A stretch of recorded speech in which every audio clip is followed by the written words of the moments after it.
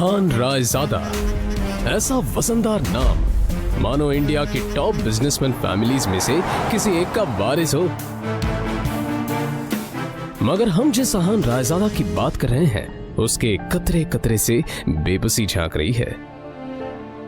अहान एक करोड़पति business family का दामाद तो जरूर है, मगर उसकी हालत पर घर के नौकर भी कहते हैं, कुछ पैसे चाहिए तो बता देना, तुम्हारी गरीबी देखी नहीं जाती। कहने को तो अहान जैसी रिच फैमिली के दामाद सड़कों पर महंगी कार दौड़ाते थे, महंगे क्लब्स में जाते थे, मगर अहान की लाइफ में 3 चीजें आम थी। पहली चीज बेइज्जती, दूसरी चीज बहुत बेइज्जती, और तीसरी चीज बहुत से भी ऊपर वाली बेइज्जती। और हाँ, कभी कभी वो किसी रईस को जब अपनी बीवी को एक महंगे होटल में खाना खिलाते देखता था तो वो खुद से कहता था, एक दिन अपना भी टाइम आएगा जब मैं महंगे सूट में ऐसी किसी महंगे होटल में अपनी बीवी शनाया को दर्शन के साथ खाना खिलाऊंगा। जब वो मेरे सीने से लग के एक रोमांटिक डुएट में मेरे साथ रोमांटिक कैंडल लाइट डांस करेगी ना तो वहां बैठे सारे रईसजादों के सीने पर सांप लौटेंगे।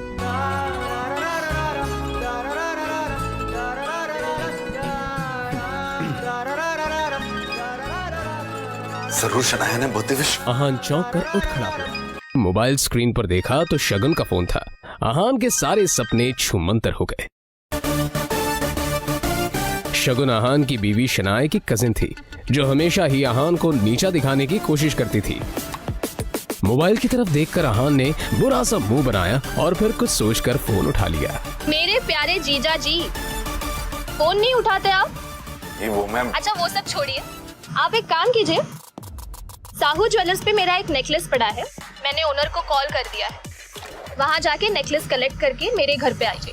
शगुन, मुझे बैंक जाना है और ये मैं बैंक जाने का तेवर किसी और को दिखाइएगा जीजा जी। वैसे भी आपको हमारे फैमिली के टुकड़ों पर ही पलना है ना? तो जितना काम कहा जा रहा है उतना कीजिए। और हाँ, नेकलेस के साथ में ओनर आपको 30,000 रुपए भी देगा, वो लेकर मेरे घर पे आ जाइए। और 30,000 रुपए में से 1 रुपया भी कम नहीं होना चाहिए, समझे ना? देखो शगुन, आज तक मैंने कभी चोरी नहीं की। और दूसरी बात यह कि अगर मुझ पर इतना डाउट है तो किसी नौकर को भिजवा के करवा लो। क्या है ना, बहस करने की इजाजत आपको है नहीं। तो जितना काम कहा जा रहा है उतना कीजिए। 1 घंटे के अंदर नेकलेस और पैसे लेकर मेरे घर आ जाइए। और फिर से कह रही हूँ, 30,000 रुपए में से 1 भी रुपया कम नहीं होना चाहिए। बाय। अरे है दीदी को बुलाओ यार, है दीदी।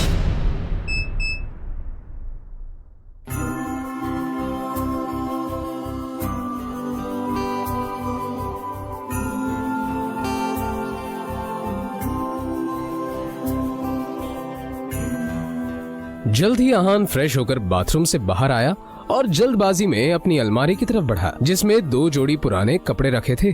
उनमें से जो सबसे साफ कपड़ा था, अहान ने उसे पहनने के लिए चुना।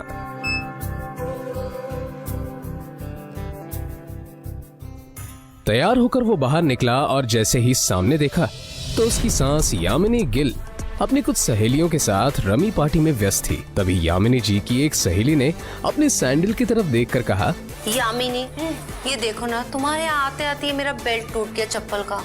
अब मैं घर कैसे जाऊंगी? अरे इसमें टेंशन लेने वाली कौन सी बात है? तुम पार्टी एंजॉय करो, मैं नौकर से कह दूंगी, वो ठीक करवा कर लाएगा। ना ना, मैं नौकरों पे भरोसा नहीं करती।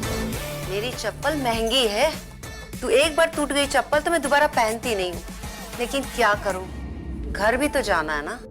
अहान उस तरफ से निकला ही था जब यामिनी जी की नजर उस पर पड़ गई। डोंट वरी, नौकर नहीं है, नौकर से थोड़ा ऊपर ही है, वो तुम्हारा काम अच्छे से करेगा। आहान सुनो, ये चप्पल लो और उसे ठीक करा कर लाओ। तभी यामिनी जी की सहेली ने कहा, यामिनी, ये सब काम दामाद से अच्छा नहीं लगता। अरे तुम इतना टेंशन क्यों ले रही हो? वैसे भी इसे ये सब काम करने में बड़ा मजा आता है। तुम लोग को भी कोई काम हो तो बता दे रहा। दामाद है तो क्या हुआ, चप्पल भी ठीक नहीं करा सकता? कुछ तो करे, वैसे भी कुछ करता धरता तो है नहीं। ये बातें सीधा आहान के दिल पर आकर लगी, मगर अब उसे ये सब हमेशा ही सुनने की आदत हो गई थी। उसे याद था कि आज उसका बर्थडे है, मगर ये सिर्फ उसे ही याद था, बाकी किसी को भी इससे कोई मतलब नहीं मैं था। भी शगुन का काम करना चाह रहा हूँ। बहस मत करो, जो काम दिया है वो करके आओ। दामाद है तो दामाद की तरह रहो। भिखारी कहेगा, पता नहीं शनाया की जिंदगी में ऐसा क्या लिखा था कि तुम जैसा निठल्ला पति मिला है उसे। और अब यामिनी जी की सहेली ने आहान को उसकी टूटी हुई सैंडल की स्ट्रैप दिखाकर कहा, ये वाली चप्पल ठीक करना है, महंगी दुकान में ठीक करवाना, समझ में आया?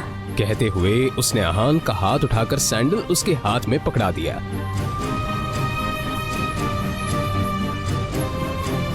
ना चाहते हुए भी आहान को यह काम करना ही पड़ रहा था।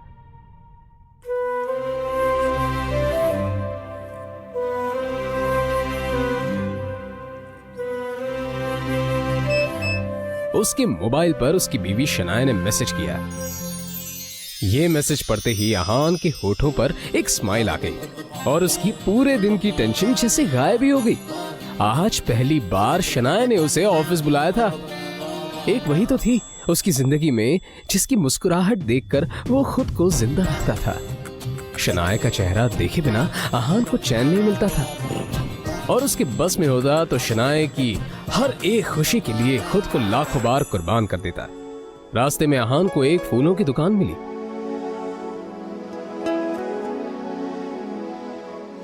और अपना पर्स निकालकर देखने लगा। उसमें सिर्फ 500 का एक नोट पड़ा हुआ था। जैसे ही आहान वापस मुड़ा तो उसे शगुन का काम और अपनी सास के दिए हुए काम याद आ गए। उसने एक नजर घूर कर उस सैंडल की तरफ देखा और कहा, माफ करना आंटीज और सासू माँ, आप लोगों को सादर प्रणाम। पर शनाया से बढ़कर मेरे लिए और कुछ नहीं है। थोड़ी सी डांट सुन लेंगे आपसे। और फिर उस पैसे से आहान ने शनाया के लिए फूलों का वो बुके ले लिया। आज वो पहली बार गिल कंस्ट्रक्शन के ऑफिस जा रहा था, जो कंपनी गिल खानदान की थी। ये सोचकर आज वो फूला नहीं समा रहा था कि वहां उसका अच्छे से स्वागत होगा कि तभी सामने से आने वाले एक आदमी से आहान टकरा गया। उसका नाम देव मल्होत्रा था। यू इडियट, दिखाई नहीं देता तुम्हें? पता नहीं कहां से मुंह उठाकर चले आते हैं। इस ऑफिस में तुम्हारी खड़े होने की भी औकात नहीं और ऐसे टहर रहे हैं जैसे तुम्हारी खाले जी का घर है। कौन हो तुम?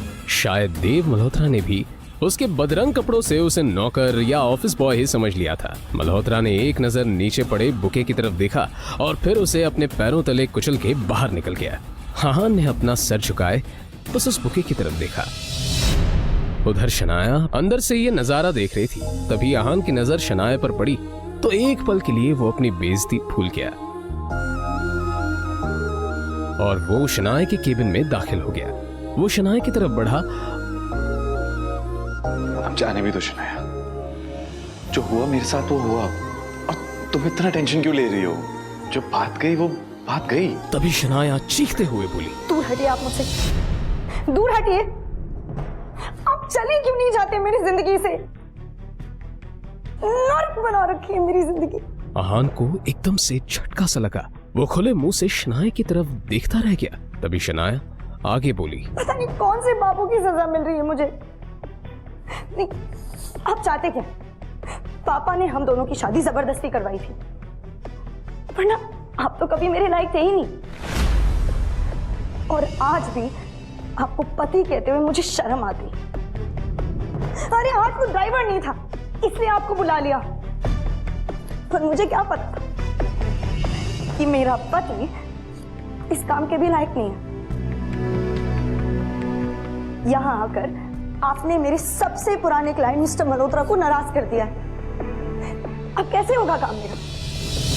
आंखों में आंसू लिए शनाया ने आगे कहा, मैं जहां पर भी जाती हूँ आप मुझे बेइज्जती के सिवा और कुछ नहीं दे सकते। सिर्फ एक बदनुमा दाग बनकर रह गए आप मेरी जिंदगी पर। इतना कहकर शनाया केबिन के बाहर निकल आई।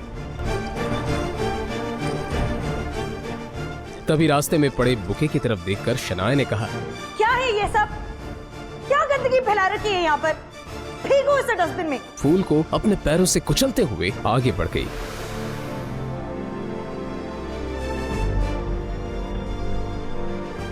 मल्होत्रा अपनी कार में बैठा पहले से शनाया का इंतजार कर रहा था। फिर आहान के सामने ही शनाया अपने क्लाइंट मल्होत्रा के कार में बैठी और बिजनेस के सिलसिले में वहीं से जा चुकी थी। तभी आहान के सामने काली रंग की कार आकर रुकी, जिसमें से एक अधेड़ उम्र का शख्स बाहर निकला।